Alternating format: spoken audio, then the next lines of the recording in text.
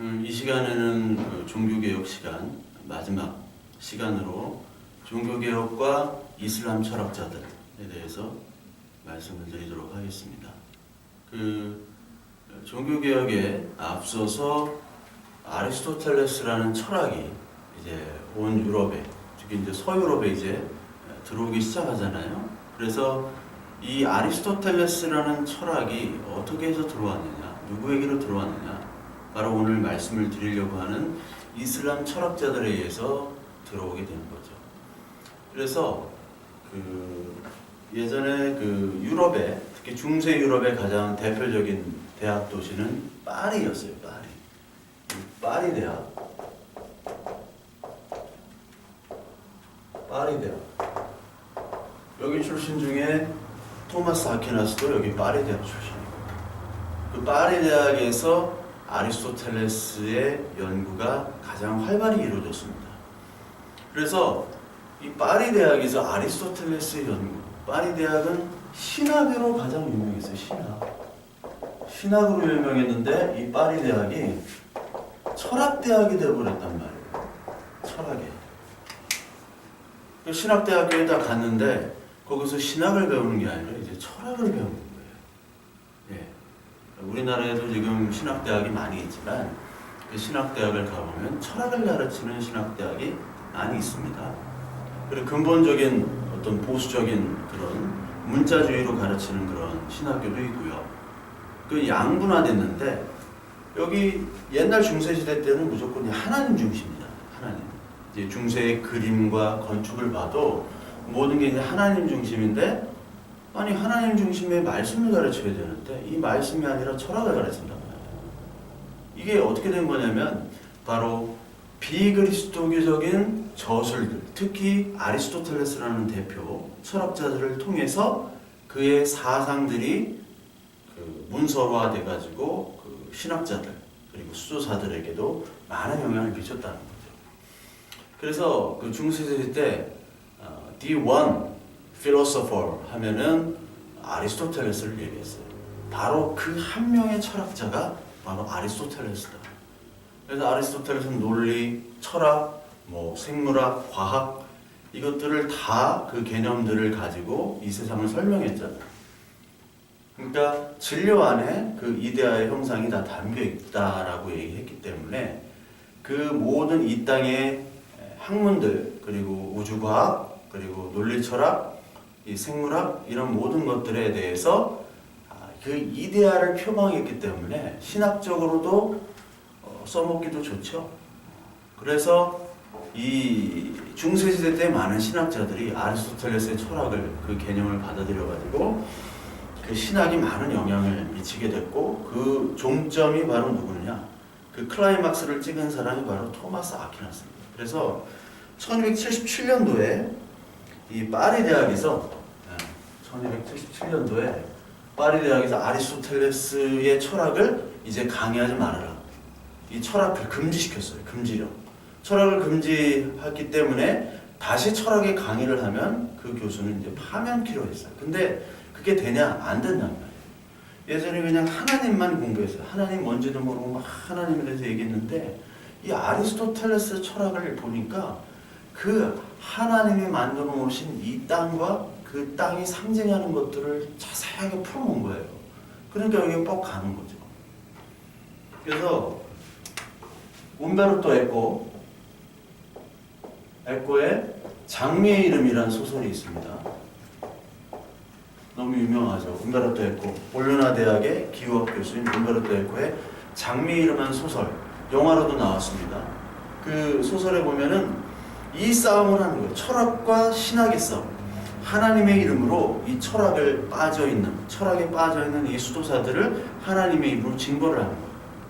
그래서 이 수도사들이 기도하고 말씀을 보고 묵상하고 경건 생활을 해야 되는데 아리스토텔레스의 시학, 그리고 아리스토텔레스의 그 철학서들을 가지고 그걸 보면서 감탄해하고 또 웃기도 하고 그런 것들을 보면서 그 수도원장이 그것들을 하는 그 읽는 사람들의 그 아리스토텔레스 서적에다가 독을 묻혀놓잖아요.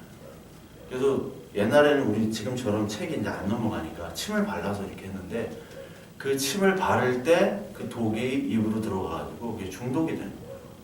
그래서 죽는 수도사가 나오는 그런 장면들이 나오거든요. 그게 바로 뭐냐면 그때 당시 하나님과 이 아리스토텔레스의 대결을 묘사한 거예요. 중세 시대 때. 그럼 이 아리스토텔레스 철학은 어디서부터 왔느냐? 바로 우리가 잘 아는 종교 이슬람 철학자들로부터 왔습니다. 이슬람 철학자. 이슬람 철학자의 대표적인 철학자 알칸디, 알파라비, 그리고 아비센나. 이거는 아비센나는 이제 라틴어 표현이고요. 원래 이븐 시나입니다. 그리고 아베로에스. 이건 이븐 루시드라는 사람입니다. 이러한 이슬람 철학자들의 영향을 통해서 특히 맨 마지막에 아베로에스가 자신은 이제 아리스토텔레스의 전도사를 자처를 했어요. 그 이슬람 철학자들이 가지고 있는 그 책들, 그게 라틴어 성경으로 번역이 돼가지고 이 중세 서구 유럽으로 유입이 됩니다. 그래서 아퀴나스를 통해서 지금의 카톨릭의 교리들이 다 아리스토텔레스 철학의 체계화가 된 거예요. 그런 역사를 가지고 있습니다. 그래서 우리가 뭐 흔히 무식하게 보는 이 이슬람이라는 이 철학자들이 토마스 아퀴나스에 직접적인 영향을 줬던 거예요. 아리스토텔레스를 전했기 때문에. 그 당시 이제 서로마 제국 쪽은 중세 시대는 어떠한 철학 자체, 신학 자체가 발달하지 않았지만 그 동로마 제국, 콘스탄티노플 비잔틴 제국 쪽은 아리스토텔레스와 플라톤의 철학을 가지고 있었을 뿐만 아니라 이 플라톤 철학이 아닌 아리스토텔레스의 철학 그리고 그 서적을 가지고 많이 공부를 했고, 그리고 거기에 영향을 받은 이슬람 사람들이 특히 그 스페인의 코르도바라는 도시, 톨레도, 코르도바, 그라나다 이런 데가 다 이슬람이 점령했던 도시잖아요. 그쪽이 가장 활발하고 왕성했던 그 이슬람 철학자들의 도시였습니다. 그러니까 아리스토텔레스의 철학을 그쪽에서 많이 연구를 했어요. 그래서 그 이슬람 철학자 중에 첫 번째 이 문을 연 사람이 알칸디라는 사람. 알칸디.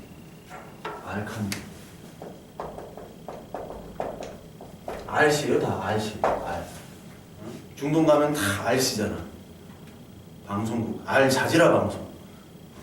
알칸디를 보면은 이 알칸디는 하나님, 그 알라의 개념, 그 하나님의 개념을 그 신플라톤주의적으로 설명을 했어요. 그러니까 전에 시간에도 말씀드렸듯이 하나님은 고정된 실체이기 때문에 그 고정된 실체가 뭐 움직임을 가지고 있지 않기 때문에 그대로 가만히 있음에도 불구하고 그 신성들이 그대로 유출이 된다라고 얘기를 드렸죠. 유출이.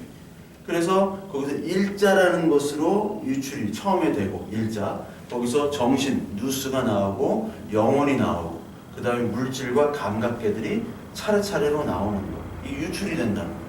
이것이 바로 신플라톤주의죠. 그래서 하나님을 이 신플라톤주의적으로 설명을 했던 게 바로 알칸디라는 사람입니다. 알칸디. 그러니까 창조주, 창조 섭리를 이 신플라톤주의로 이해를 했죠. 근데 이 알칸디 다음에 알파라비라는 사람이 있습니다. 알파라비라는 사람은 아리스토텔레스주의와 신플라톤주의, 신플라톤주의를 플러스 시켰어요. 그러니까 아리스토텔레스와 신플라톤을 종합한 사람이 바로 알라파비입니다. 그러니까 알라파비는 949년인가 죽었어요. 949년. 그러니까 이 사람 949년에 이제 사망을 했고, 이 사람은 837년에 900이 아니라 사망을 했습니다. 그러니까 800년대, 900년대 사람들이죠, 이슬람. 그래서 이 사람들이 이제 아리스토텔레스의 그 제1원인자로 나오는 그 하나님. 그러니까 모든 원인자가 있다 보면 제일 원인자가 있잖아요. 그 첫 번째 원인자. 그 원인자의 하나님이 바로 아리스토텔레스가 얘기하는 그 원인자가 바로 하나님 알라다라고 얘기했고, 그 알라는 어떻게 이 세상을 창조하느냐? 유출로 창조를 한다라고 알파라비가 이제 얘기를 했죠. 그래서 이 알파라비의 그 철학들을 좀 더 자세하게 얘기한 게 아비센나입니다. 아비센나. 그래서 알파라비에서 이제 아비센나로 이븐 시나입니다. 이 사람이 이븐 시나 아비센나로 오게 돼요. 여기 다 알시인데 얘는 아시죠.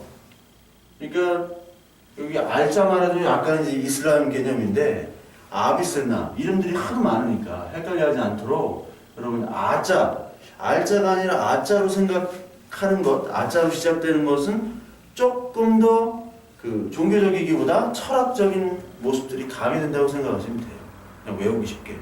그러니까 아리스토텔레스, 신플라톤주의 이거를 가지고 이 사람은 이슬람을 설명하려고 했던 사람이에요. 그래서 여기는 아리스토텔레스, 신플라톤주의에다가 이슬람을 추가한 사람입니다. 이슬람 신앙을 추가한 사람이 바로 아비센나죠. 사실 아비센나 다음에 그 이븐 루시드, 아베로에스가 나오지만 아베로에스는 사실 어떻게 보면 독창적인 그런 이슬람 철학을 가지고 있는 사람은 아닙니다. 가장 독창적인 철학을 가진 사람은 알파라비랑 아비센나였어요. 그 알파라비의 영향을 받은 이 아비센나가 알파라비 문화에 있던 제자였거든요. 직접적인 제자는 아니었습니다. 나이가 좀 그 연대가 좀 차이가 나요. 그러니까 아비센나는 그 1037년에 죽었거든요. 1037년에 죽었어요. 이 사람이 1020 몇 년도에 태어나가지고 1037년도에 죽었습니다. 이 아비센나가 980년에 태어났을 거 아니에요. 980년에 태어나가지고 1037년에 죽었으니까 아비센나 알파라비랑은 좀 차이가 납니다. 직계제자는 아니에요. 근데 이 아비센나가 이 세 가지, 신플라톤, 아리스토텔레스, 그리고 이슬람, 이 세 가지를 이제 엮은 거죠. 누구의 영향을 받아가지고? 알파라비의 영향을 받아가지고. 그래서 아비센나는 그 아리스토텔 철학을 사실 최초로 중세 사상가들에게 소개를 했던 사람이 바로 아비센나입니다. 아비센나가. 그래서 The Agreement of Religion and Philosophy라는 책이 있어요. Agreement of Religion and Philosophy. 그러니까 철학과 그 종교의 어떤 만남, agreement, 어떤 동의함 그런 것들을 아비센나를 처음 이렇게 얘기했고 서구에 처음 그걸 소개한 거죠.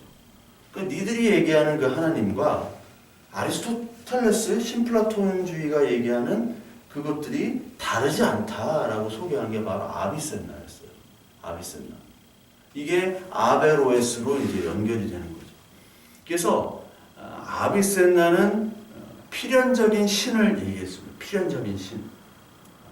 꼭 있어야만 하는 신. 그 창조의 신을 얘기했어요. 아비센나. 근데 이븐 루시드, 즉 아비센나가 아닌 아베로에스는 그렇게까지는 얘기 안 했거든요. 그 비교를 해본다면은 그 아비센나 같은 경우는 하나님을 필연적인 신과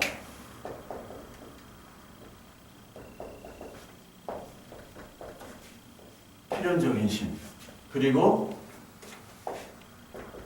완전 현실태라고 얘기했습니다. 현실태. 필연적인 신과 완전한 현실태. 그러니까 이게 현실태라는 것은 아리스토텔레스 철학에서 가능태와 현실태가 있는데 가능태에서 현실태로 옮겨가는 거거든요. 그러니까 완전한 현실태는 하나님일 수밖에 없어요. 그리고 필연적인 신, 필연적인 하나님, 온전한 하나님. 여러분 그 안셀무스라는 그 철학자가 있지 않습니까? 안셀무스가 이 철학적인 어떤 논리적인 영향을 받아가지고 하나님을 논리적인 그런 이성으로 설명을 시도를 하려고 했던 사람이 바로 안셀무스였어요. 그 안셀무스가 뭐라고 하냐면 하나님을 어떻게 설명하냐? 하나님은 우리의 생각 중에 가장 큰 존재요, 가장 완전한 존재다. 그걸로 우리가 생각할 수밖에 없는 존재가 바로 하나님이다라고 이 안셀무스는 얘기했는데 이거를 고닐료라는 사람이 반박했죠. 아니 인간이 생각할 수 있는 완전한 존재, 완전한 그 가장 큰 존재가 바로 하나님이라면 어떤 크고 완벽한 섬을 예로 든다면 가장 크고 완벽한 섬이 존재가 하느냐, 고닐료가 하나님처럼 그렇지 존재가 하지 않지 않느냐. 그것처럼 하나님이 어떻게 가장 크고 완벽한 존재라고 인간이 생각하는 것이 어떻게 하나님의 존재 증명을 가능할 수 있느냐라고 고닐료가 반박을 했습니다. 그때 이제 안셀무스는 뭐라고 얘기했냐면 섬이라는 것은 가장 완전하지도 않고 가장 크지도 않다. 즉 하나님과 섬은 본질적으로 다르기 때문에 위대하지도 않고 크지도 않고 그렇기 때문에 섬이라는 것은 존재할 수 없지만 하나님은 우리가 가장 생각할 수 있는 완전하고 크고 필연적인 신이기 때문에 하나님은 존재한다라고 안셀무스가 얘기했거든요. 어떻게 보면 되게 유치한 말장난 같죠? 근데 안셀무스는 분명히 이러한 아비센나나 아리스토텔레스의 논리학의 영향을 받았던 사람이에요. 그러니까 이 아비센나는 The Argument of Philosophy and Religion, 이 종교와 철학이 같은 것이다 라고 하면서 이 이슬람 신앙을 신플라톤주의와 아리스토텔레스에 맞추려고 막 애를 썼습니다. 그래서 이 아비센나 같은 경우는 이제 하나님이 이 땅을 필연적으로 창조를 했고 제일 원인이기 때문에 그 다음 원인은 존재할 필요가 없어요. 제일 원인이라는 말을 했습니다. 그리고 창조가 뭐냐? 창조가 이 제일 원인자로부터 흘러나오는 거죠. 그래서 예지체라는 것이 이제 방출된다고 그는 얘기를 해요. 예지체. 이걸 그냥 지성이라고 보시면 지성이 10단계로 방출이 된다. 뭐 완전히 모르겠어요. 10단계로. 그래서 맨 마지막에 그 하는 지성이 인간에게 하는 지성인데 그 지성체가 발출됨으로 달도 생기고 별도 생기고 공기도 생기고 뭐 그렇게 얘기를 해요. 근데 맨 마지막에 우리가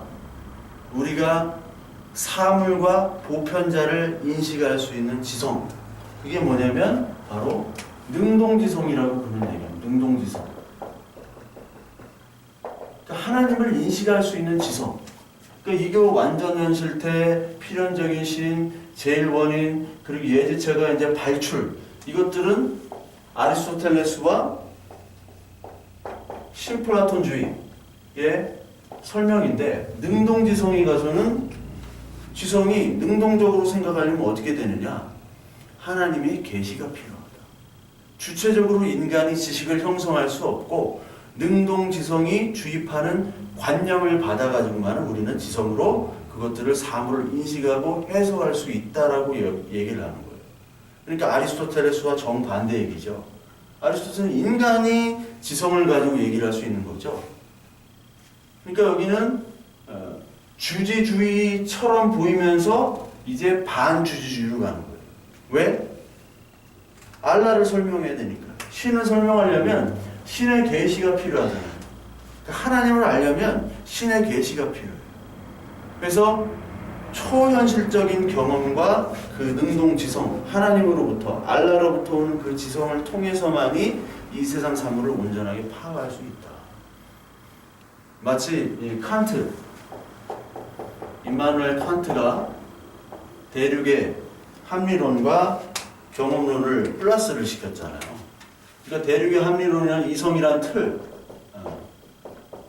틀에 그 경험론은 그 경험이잖아요. 경험.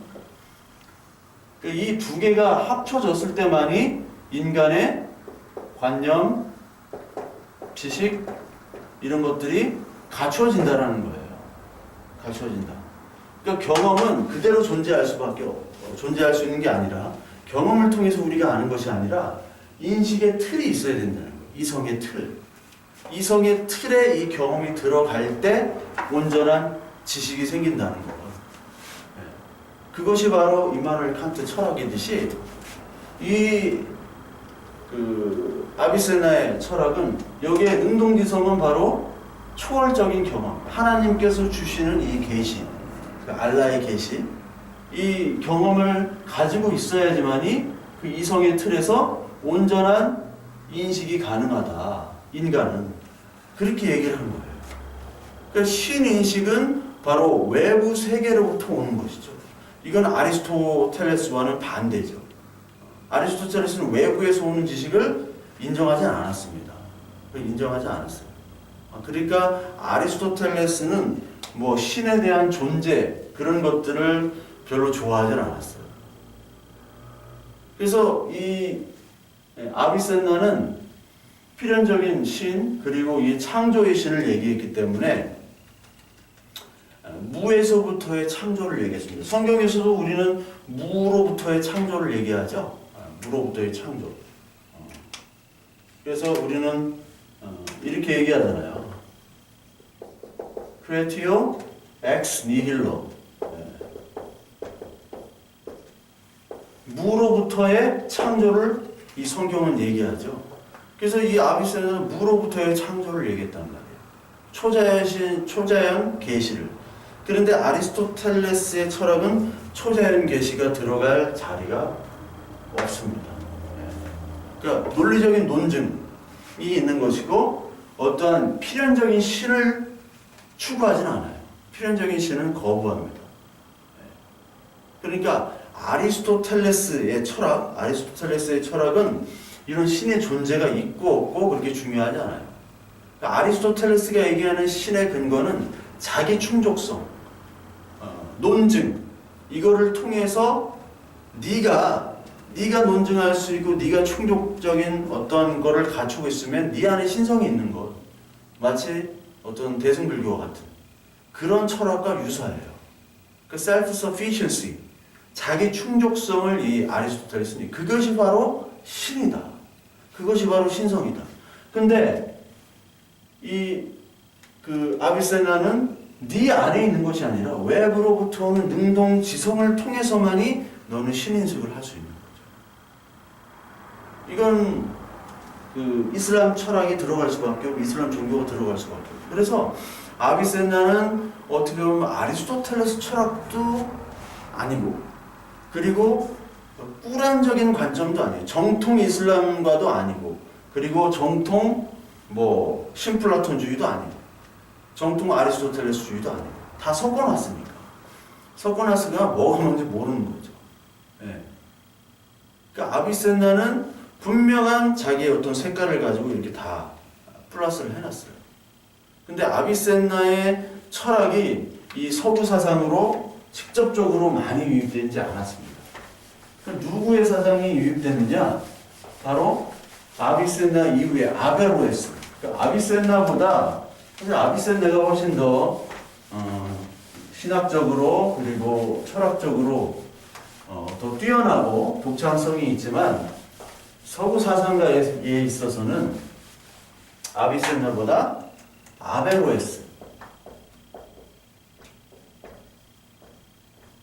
아베로에스가 이블 루시드입니다. 아베로에스가 더 큰 영향을 미친 사상가입니다. 그러니까 아베로에스는 아리스토텔레스 철학과 물론 이슬람도 플러스를 시도를 했지만 그 이슬람보다 거의 아리스토텔레스의 철학을 그냥 소개를 해줬어요. 그래서 어떻게 보면 이 아리스토텔레스의 철학과 그 이슬람 사상들을 같이 얘기했던 게 아비세나나 아베로에스. 아베로에스는 이제 아비세나보다 더 이슬람 사상들을 다 이제 조금 떨궈냈고. 근데 여기에 이제 반대했던 사람이 알-가잘리라고 있습니다. 그 이슬람이 꾸란을 가지고 이것을 얘기를 해야지 그 꾸란을 가지고 아리스토텔레스라든지 뭐 신플라톤주의라든지 이런 거를 가지고 설명해서는 안 된다. 그래서 알가잘리랑 많이 싸워요. 알가잘리가 막 반대를 하고 분파가 나눠지는 거죠. 그러니까 아리스토텔레스가 들어온 후부터는 이슬람도 영향을 받는 거예요. 이슬람에서도 말씀의 권위가 사라지는 거죠. 걔네들 꾸란의 권위, 걔네들 꾸란의 권위와 알라의 권위가 점점 약화되는 거예요. 마찬가지로 이 아베로에스를 통해서 아리스토텔레스가 들어온 후에 하나님의 말씀의 권위가 사라지기 시작하는 거예요. 중세가. 그때 가장 심했던 때가 1277년 파리 대학에서 아리스토텔레스를 이제 금지를 한 거죠. 그 후에 가장 큰 그 철학자, 그 캐톨릭에서 말하는 개신교에서는 토마스 아퀴나스를 전혀 얘기를 안 합니다. 공부도 하면 좋은데 그렇게 안 해요. 근데 이 아퀴나스에게 직접적으로 영향을 미쳤다는. 그래서 중세 신학의 모든 그 개념들 그리고 교리 신학, 교리를 그 아리스토텔레스를 소개한 아베로에스의 그 저서들을 통해서 아퀴나스의 영향을 받는 거죠. 그러니까 하나님을 갖다가 지성과 어떤 지성이 시스템 메커니즘적으로 이렇게 설명을 하는 것이 바로 아퀴나스잖아요. 주지주의. 주지주의를 가지고 하니까 둔스 스코투스, 아퀴나스랑 동일한 시대에 살았습니다. 둔스 스코투스는 아퀴나스를 거부했죠. 아니, 하나님의 의지가 더 이성보다 중요하다. 어떻게 이성이 더 중요하다고 얘기를 하느냐. 그건 이성으로 하나님을 알 수가 없다. 똑같이 서구 사상에서도 이제 아리스토텔레스의 이제 공격이 시작되는 거죠, 말씀에 대해서. 그래서 이것들이 반복이 되면서 나중에 종교 개혁 그리고 그 이전에 르네상스가 발생이 되는 겁니다. 그 르네상스는 물론 뭐 플라톤적이기도 하지만 아리스토텔레스적이기도 하고 그 잘못된 어떤 부분적인 아리스토텔레스가 아닌 그러니까 인간을 중심으로 한 아리스토텔레스와 동시에 그 아리스토텔레스가 구조적으로 되어 있는 그거를 깨기 위한 플라톤주의가 같이 합쳐졌어요. 그래서 르네상스라는 것은 굉장히 설명하기 오묘합니다. 철학적인 어떤 개념, 누구의 영향을 받았다라고 설명하기가 굉장히 힘든 그런 시대가 바로 르네상스 시대, 종교개혁 시대입니다. 그러니까 종교개혁도 역시 종교개혁이라는 것이 어떤 말씀이나 하나님이라는 딱 그 고정된 그 틀에서 벗어나고자 하는 거예요. 이것은 또 아리스토텔레스적이지만 그러면서 오직 믿음으로, 오직 은혜로, 오직 말씀으로 얘기하는 것은 어떻게 보면 또 이 아리스토텔레스를 벗어난 이데아를 향한 플라톤적이기도 하거든요. 그래서 중세로 넘어가는, 중세에서 이제 르네상스로 넘어가고 그리고 그 종교개혁으로 넘어가는 그 시대, 그 전부터 내려오는 이 철학적인 사조, 왜 이렇게 갈 수밖에 없었느냐, 그거를 공부하면서 같이 신학과 더불어 예술과 건축과 문학과 그것들을 다 같이 보면은요, 이게 굉장히 재미있는 공부가 됩니다. 그래서 여러분들 그 르네상스의 시초가 바로 도시가 피렌체잖아요. 피렌체. 이 피렌체를 가보시면 참 멋있는 건물들이 많고 르네상스의 보고인 그런 건축 그리고 미술, 회화, 조각 그리고 신학 그것들이 다 여기 피렌체에 다 있어요. 르네상스가 어떻게 그 과정들, 르네상스가 피워질 수밖에 없었던 그리고 르네상스를 통해서 종교개혁이 이루어질 수밖에 없었던 그러한 시대상을 이제 신학적이 아니라 미술과 건축과 문학 이걸로부터 사실은 먼저 오거든요. 그래서 신학이 변하기 전에 미리 건축과 미술과 예술, 문학 이것들을 통해서 먼저 그 영향이 오는 겁니다. 그 다음에 신학적인 틀이 바뀌어집니다. 지금도 마찬가지입니다. 지금도 문화적인 트렌드를 보면 문화적인 트렌드 다음에 어떤 법체계, 사회 질서, 그리고 어떠한 뭐라고 할까요? 뭐 과학의 어떤 그 시스템, 그 국가 시스템적이 이제 그런 어떤 문화적인 변화 후에 자리가 잡게 되고 법제화가 되듯이 이때 당시도 마찬가지입니다. 그래서 다음 시간에는 이제 피렌체와 더불어 르네상스에 대한 건축, 회화, 예술 같은 거를 이제 다음 시간에 공부를 하도록 하겠습니다.